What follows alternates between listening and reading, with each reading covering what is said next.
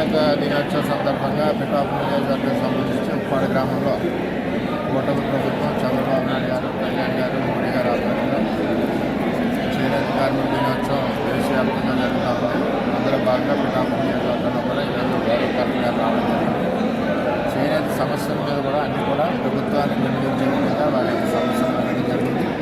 తెలుగుదేశం ప్రభుత్వం ఉన్నప్పుడు ఈ వర్షాకాలంలో గొయ్యలు నిండిపోతాయి కాబట్టి లీడింగ్ చేయడం ఇబ్బంది అని చెప్పి రైస్ ఇప్పించి జీవో ఆ టైంలో నేనే చేయించాను. కానీ ప్రభుత్వం మారడం వల్ల ఇంప్లిమెంట్ అవ్వాలని అది మళ్ళీ ప్రభుత్వం దృష్టిలో పెడతాం.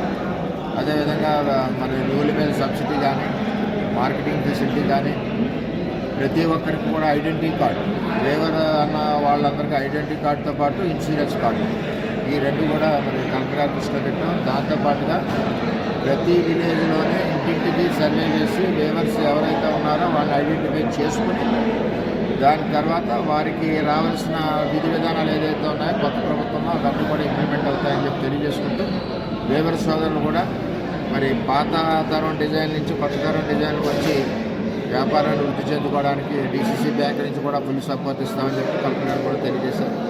ఏదేమైనా ఇవన్నీ కూడా కొత్త ప్రభుత్వం, ముఖ్యంగా చంద్రబాబు నాయుడు గారి ప్రభుత్వం, కూటమి ప్రభుత్వం లేబర్ సోదరులకి ఎప్పుడు కూడా సపోర్ట్గా ఉండే ప్రభుత్వం.